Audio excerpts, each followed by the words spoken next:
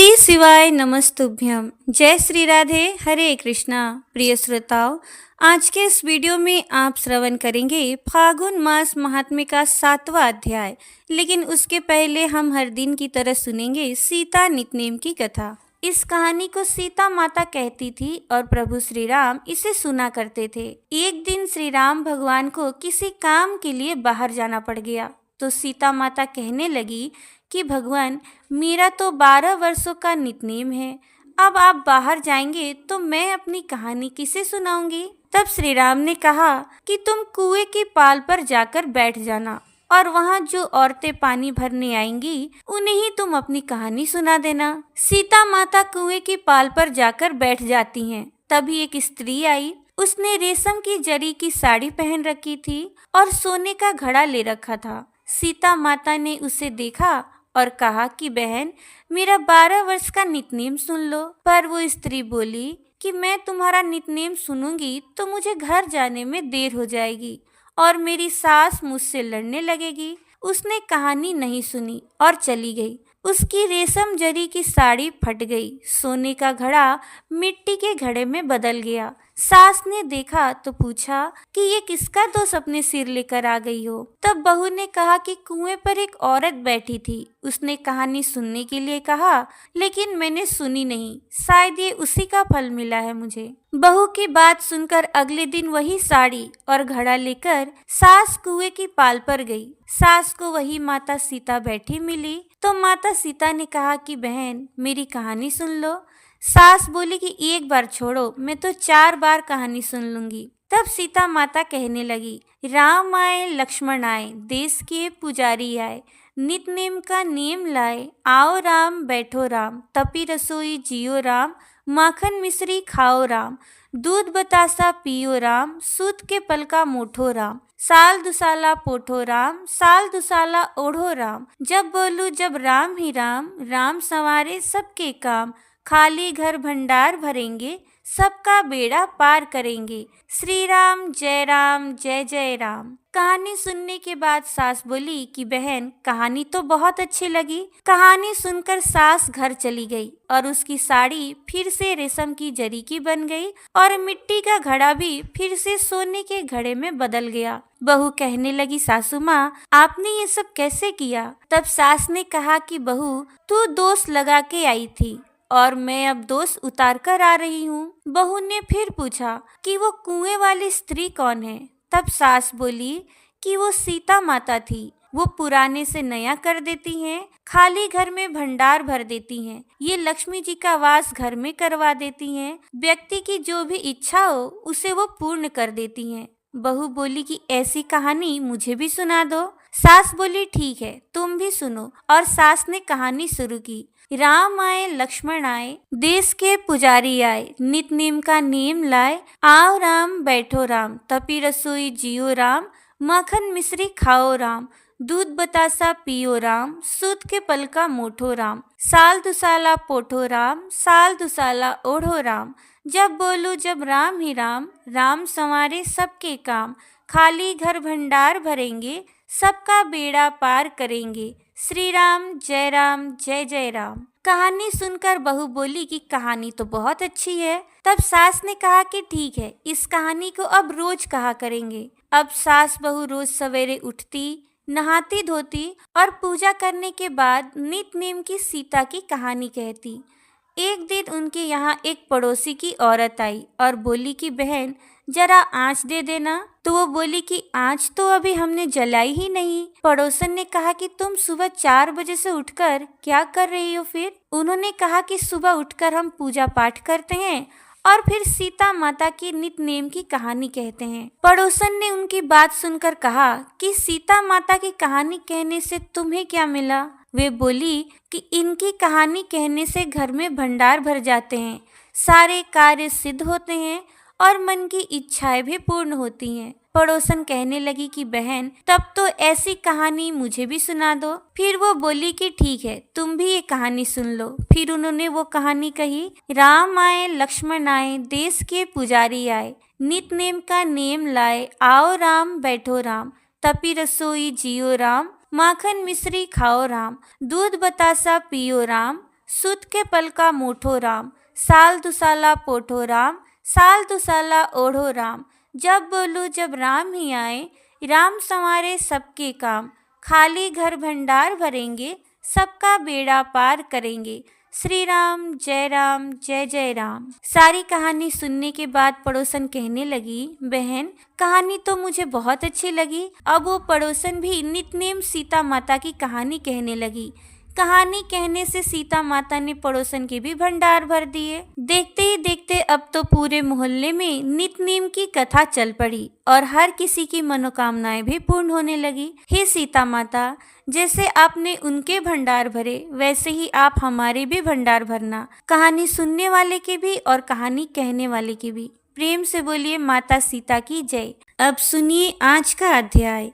नंदीश्वर बोले, हे मुनि, मैं उस वन में जाकर निर्जन स्थल में आसन लगाकर धीरता पूर्वक कठोर तप करने लगा, जो मुनि जनों के लिए भी असाध्य है। नदी के उत्तर की ओर पवित्र भाग में स्थित हो, अपने हृदय कमल के विवर में 3 नेत्र वाले 10 भुजाओं से युक्त परम शांत पंचमुख सदाशिव त्रयंबक देव का ध्यान करके परम समाधि में लीन होकर एकाग्र चित्त से सावधानी पूर्वक रुद्र मंत्र का जप करने लगा। मुझको उस जप में स्थित देखकर चंद्र कला धारण करने वाले पार्वती सहित परमेश्वर महादेव ने मुझ पर प्रसन्न होकर कहा। शिवजी बोले, हे सिलाद पुत्र, मैं तुम्हारी इस तपस्या से संतुष्ट होकर वर प्रदान करने आया हूँ। हे धीमन, तुमने अच्छी तरह तपस्या की है, तुमको जो अभिष्ट हो उसे मांग लो। शिवजी के ऐसा कहने पर मैंने सिर झुकाकर उनके चरणों में प्रणाम किया और जरा एवं शोक का विनाश करने वाले उन परमेश्वर की स्तुति की। महाकष्टों का नाश करने वाले वृषभ ध्वज परमेश्वर शंभु ने परम भक्ति से युक्त अश्रुपूर्ण नेत्र वाले और चरणों में सम्यक सिर झुकाए हुए मुझ नंदी को उठाकर दोनों हाथों से पकड़कर मेरा स्पर्श किया। इसके बाद गणपतियों एवं देवी पार्वती की ओर देखकर दयामय दृष्टि से मुझे निहारते हुए जगतपति शिवजी कहने लगे, हे वत्स, हे नंदीन, हे महाप्राज्ञ, तुमको मृत्यु से भय कहाँ? मैंने ही उन दोनों ब्राह्मणों को भेजा था। तुम तो मेरे ही समान हो, इसमें संशय नहीं है। तुम अपने पिता एवं सुहृजनों के सहित अजर, अमर, दुख रहित, अविनाशी, अक्षय और सदा मेरे परम प्रिय गणपति हो। तुम अपने पिता एवं सुहृजनों के सहित अजर, अमर, दुख रहित, अविनाशी, अक्षय और सदा मेरे परम प्रिय गणपति हो गए। तुम में मेरे समान ही बल होगा और मेरे प्रिय होकर तुम निरंतर मेरे समीप निवास करोगे। मेरी कृपा से तुमको जरा, जन्म एवं मृत्यु प्राप्त नहीं होगी। नंदीश्वर बोले, हे सनत कुमार, इस प्रकार कहकर कृपा निधि शिव ने कमल की बनी हुई अपनी शिरोमाला को उतारकर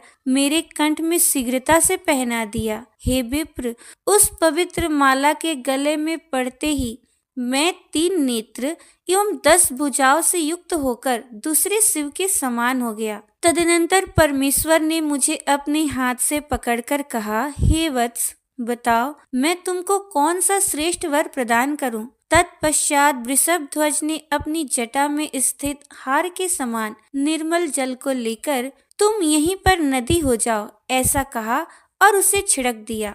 उससे स्वच्छ जल वाली महावेग से युक्त दिव्य स्वरूपा सुंदरी एवं कल्याणकारिणी 5 नदियां उत्पन्न हुई। जटोदका, त्रिशोता, वृषध्वनि, स्वर्णोदका एवं जम्बू नदी, ये 5 नदियां कही गई हैं। हे मुनि, ये पंचनद नामक शिव का सुपृष्ठ देश परम पवित्र है, जो जपेश्वर के समीप विद्यमान है। जो व्यक्ति पंचनद में आकर इसमें स्नान तथा जप कर जपेश्वर शिव की पूजा करता है, उसे शिव सायुज्य की प्राप्ति होती है, इसमें कोई भी संदेह नहीं है। इसके बाद शिवजी ने पार्वती जी से कहा, मैं नंदी को अभिषिक्त करना चाहता हूँ और इसे गणेश्वर बनाना चाहता हूँ। हे अव्यय, इसमें तुम्हारी क्या राय है? उमा बोली, हे देवेश, हे परमेश्वर, आप इस नंदी को अवश्य ही गणेश्वर पद प्रदान करें। हे नाथ, ये सिलात पुत्र आज से मेरा परम प्रिय पुत्र है। नंदीश्वर बोले, हे सनत कुमार, तदनंतर स्वतंत्र सब कुछ प्रदान करने वाले तथा भक्त वत्सल परमेश्वर शंकर ने अपने श्रेष्ठ गणों का स्मरण किया। शिव के स्मरण करते ही असंख्य गणेश्वर वहां उपस्थित हो गए। वे सब परम आनंद से परिपूर्ण तथा शंकर के स्वरूप वाले थे। वे महाबली गणेश्वर शिव एवं पार्वती को प्रणाम करके हाथ जोड़कर तथा विनत होकर शुभ वचन कहने लगे। गणेश्वर बोले, हे देव, आपने किस लिए हम लोगों का स्मरण किया है? हे महाप्रभु, हे त्रिपुरार्दन, हे कामद, यहाँ आए हुए हम सेवकों को आज्ञा दीजिए। क्या हम लोग समुद्र को सुखा दे अथवा सेवकों सहित यमराज को मार डाले अथवा मृत्यु, महामृत्यु तथा बूढ़े ब्रह्मा का संहार कर दे अथवा देवताओं के सहित इंद्र को अथवा पार्षदों सहित विष्णु को अथवा दानवों सहित अत्यंत क्रुद्ध दैत्यों को बांध कर ले आए? आज आपकी आज्ञा से हम किसे घोर दंड दे अथवा हे देव, सभी कामनाओं की सिद्धि के लिए हम आज किसका उत्सव मनाएं? नंदीश्वर बोले, इस प्रकार वीरतापूर्ण वचन कहने वाले उन गणों की बात सुनकर वे परमेश्वर उन गणपतियों की प्रशंसा करके कहने लगे। शिवजी बोले, ये नंदीश्वर मेरा परम प्रिय पुत्र है, अतः तुम लोग इसे सभी गणों का अग्रणी तथा सभी गणाध्यक्षों का ईश्वर बनाओ। ये मेरी आज्ञा है। मेरे जितने भी गणपति हैं उन गणपतियों के आश्रय इस नंदी को पति पद पर तुम सब प्रेम पूर्वक अभिषिक्त करो। ये नंदीश्वर आज से तुम सभी का स्वामी होगा। नंदीश्वर बोले, तब शंकर जी के द्वारा इस प्रकार कहे गए वे सभी गणेश्वर ऐसा ही होगा, ये कहकर अभिषेक की सामग्री एकत्र करने लगे। इसके बाद प्रसन्न मुखमंडल वाले इंद्र सहित सभी देवता, नारायण आदि मुख्य देवगण, मुनिगण एवं अन्य सभी लोग वहां उपस्थित हुए। हे भगवान, शिव जी की आज्ञा से स्वयं ब्रह्मा ने एकाग्रचित होकर नंदीश्वर का समस्त गणाध्यक्षों के अधिपति पद पर अभिषेक किया। तत्पश्चात विष्णु, इंद्र एवं अन्य लोकपालों ने भी उसी प्रकार अभिषेक किया। इसके बाद ऋषिगण एवं पितामह आदि ने उनकी स्तुति की। उन सभी के स्तुति कर लेने के अनंतर संपूर्ण जगत के स्वामी श्री हरि नारायण ने सिर पर अंजलि बांधकर एकाग्रचित हो उनकी स्तुति की और हाथ जोड़कर प्रणाम करके उनका जयकार किया। पुनः सभी गणों ने, देवताओं ने एवं असुरों ने जयकार किया। हे विपेंद्र, इस प्रकार परमेश्वर की आज्ञा से ब्रह्मा सहित सभी देवताओं ने मुझ नंदीश्वर का अभिषेक तथा स्तवन किया। ब्रह्मा, विष्णु आदि देवताओं ने शिव जी की आज्ञा से बड़े उत्सव के साथ प्रेम पूर्वक मेरा विवाह भी संपन्न किया। मन तथा नेत्रों को आनंद देने वाली मनोहर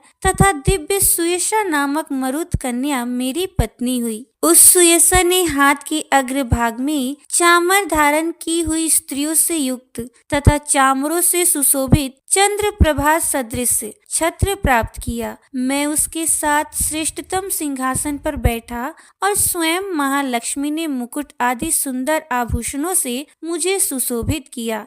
देवी ने अपने कंठ में स्थित उत्तम हार उतारकर मुझे प्रदान किया। हे मुनि, मुझे श्वेत वृषेंद्र, हाथी, सिंह, सिंह ध्वज, रथ, चंद्रबिंब के समान स्वच्छ सोने का हार और अन्य वस्तुएं भी प्राप्त हुई। हे महामुनि, इस प्रकार विवाह हो जाने पर मैंने उस पत्नी के साथ शिव, पार्वती, ब्रह्मा एवं विष्णु के चरणों की वंदना की। उस समय उन त्रिलोकेश्वर भक्त वत्सल प्रभु सदाशिव ने उस स्वरूप वाले मुझ सपत्निक नंदीश्वर से अत्यंत प्रेम के साथ कहा। ईश्वर बोले, हे सतपुत्र, सुनो, तुम मेरे पुत्र हो। ये सुयशा तुम्हारी पत्नी है। तुम्हारे मन में जो भी अभिलाषा है उसे मैं प्रेम पूर्वक तुम्हें प्रदान करूंगा। हे गणेश्वर, हे नंदीश्वर, पार्वती सहित मैं तुम पर सदा संतुष्ट हूँ। हे वत्स, तुम मेरी उत्तम बात सुनो। तुम अपने पिता एवं पितामह के साथ सदा मेरे प्रिय, विशिष्ट, परमेश्वर्य से युक्त, महायोगी, महाधनुर्धर, अजेय, सर्वजेता, सदा पूज्य एवं महाबली होगे। जहाँ मैं रहूंगा वहाँ तुम रहोगे और जहाँ तुम रहोगे वहाँ मैं भी रहूंगा। हे पुत्र, तुम्हारे ये पिता महान ऐश्वर्य से युक्त महाबली मेरे भक्त एवं गणों के अध्यक्ष होंगे। हे वत्स, तुम्हारे पितामह भी उसी प्रकार के होंगे। ये सभी मेरे द्वारा वरदान प्राप्त कर मेरी समीपता प्राप्त करेंगे। तुम्हारे लिए मैंने ये वरदान दिया है। नंदीश्वर बोले, हे मुनि। तब वरदायिनी महाभागा पार्वती देवी ने मुझ नंदीश्वर से कहा, हे पुत्र, तुम मुझसे सभी अभिलषित वर मांगो। तब पार्वती देवी के उस वचन को सुनकर नंदीश्वर ने हाथ जोड़कर कहा, हे देवी, आपके चरणों में सदा मेरी उत्तम भक्ति हो। मेरे वचन को सुनकर उन देवी ने कहा, ऐसा ही हो। पुनः उन्होंने बड़े प्रेम से मुझ नंदी की कल्याणमयी पत्नी सुयसा से कहा। देवी बोली, हे वत्से, तुम यथेष्ट वर ग्रहण करो। तुम 3 नेत्रों वाली एवं जन्म मृत्यु से रहित रहोगी और पुत्र पौत्रों के सहित तुम्हारी भक्ति मुझ में और अपने पति में निरंतर बनी रहेगी। नंदी बोले, उस समय ब्रह्मा, विष्णु तथा सभी देवताओं ने प्रसन्नता पूर्वक शिव की आज्ञा से उन दोनों को वरदान दिए। उसके बाद इस शिवजी संबंधियों, बंधु बांधवों एवं कुटुंबों के साथ मुझे लेकर पार्वती सहित बैल पर सवार होकर अपने धाम को चले गए। वे विष्णु आदि सभी देवता भी मेरी प्रशंसा करते हुए तथा शिव पार्वती की स्तुति करते हुए अपने अपने धाम को चले गए। हे वत्स, हे महामुनि, इस प्रकार मैंने अपना अवतार आपसे कहा, जो मनुष्यों को सदा आनंद देने वाला एवं शिव में भक्ति बढ़ाने वाला है। जो व्यक्ति श्रद्धा तथा भक्ति से युक्त होकर मुझ नंदी के इस जन्म, वरदान, अभिषेक तथा विवाह के प्रसंग को सुनता है अथवा सुनाता है अथवा भक्ति पूर्वक पढ़ता है या पढ़ाता है, वो इस लोक में सभी सुखों को भोगकर परलोक में मोक्ष प्राप्त कर लेता है। तो प्रेम से बोलिए नंदीश्वर भगवान की जय, उमापति महादेव की जय। तो प्रिय श्रोताओं, आज का अध्याय यहीं पर समाप्त हुआ। आगे के अध्याय का श्रवण आप कल के वीडियो में जरूर करिएगा। अब सुनिए श्री कृष्ण चालीसा और चतुरासी जी का पाठ।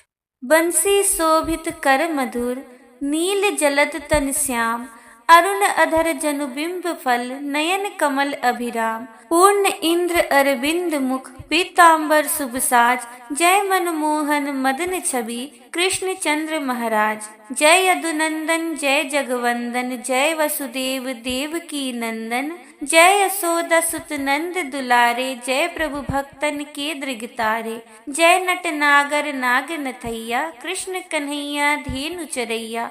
पुनि नख पर प्रभु गिरिवर धारो, आओ दिनन के कष्ट निवारो। वंशी मधुर अधर धरि टेरो, होवे पूर्ण मनोरथ मेरो। आओ हरि पुनि माखन चाखो, आज लाज भक्तन की राखो। गोल कपोल चिबुक अरुणारे, मृदु मुस्कान मोहिनी डारे। रंजित राजीव नयन विशाला, मोर मुकुट वैजंती माला। कुंडल श्रवण पीत पट आछे, कटि किंकणी काछन काछे। नील जलज सुंदर तनु सोहे, छवि लखी सुर नर मुनि मन मोहे। मस्तक तिलक अलक घुंघराले, आओ कृष्ण बांसुरी वाले।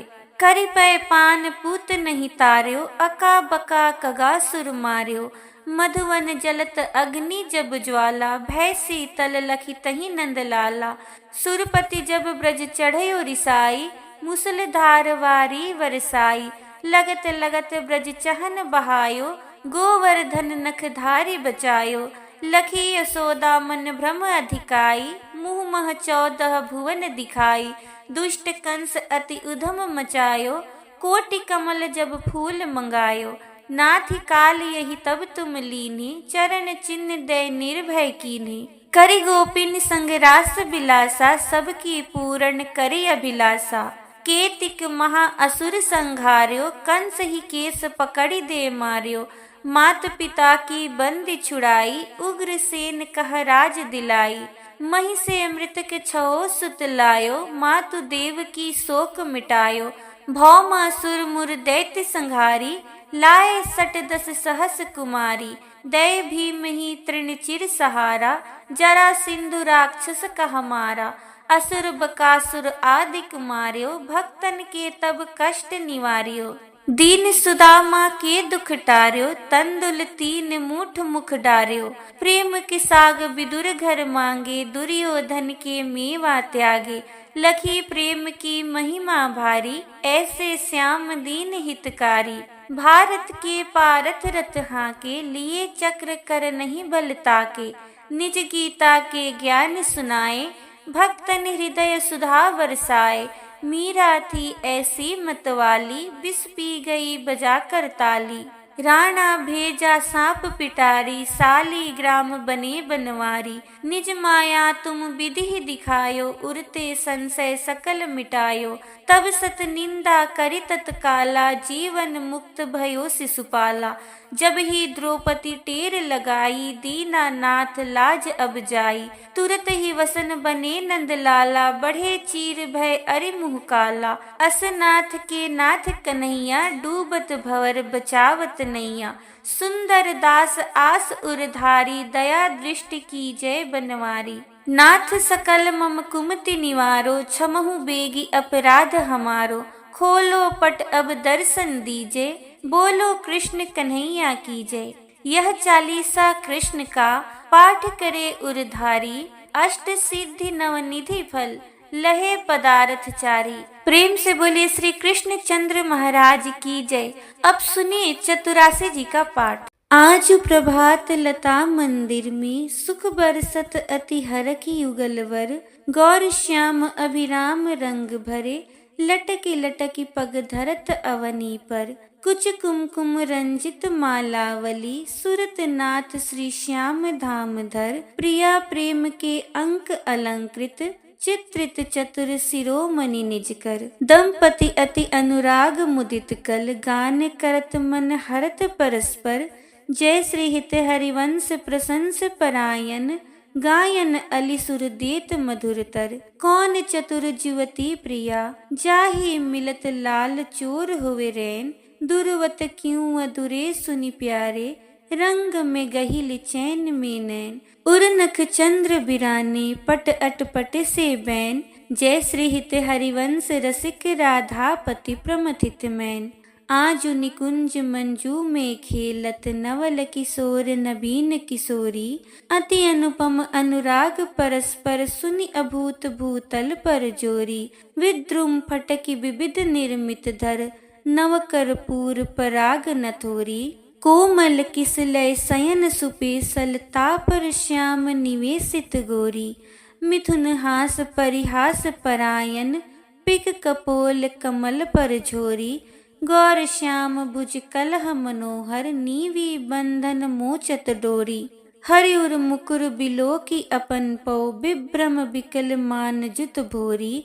चिबुक सुचारु प्रलोय प्रबोधत, प्रिय प्रतिबिंब जनाय निहोरी। नेति नेति बचनामृत सुनि सुनि, ललितादिक देखत दुरि चोरी।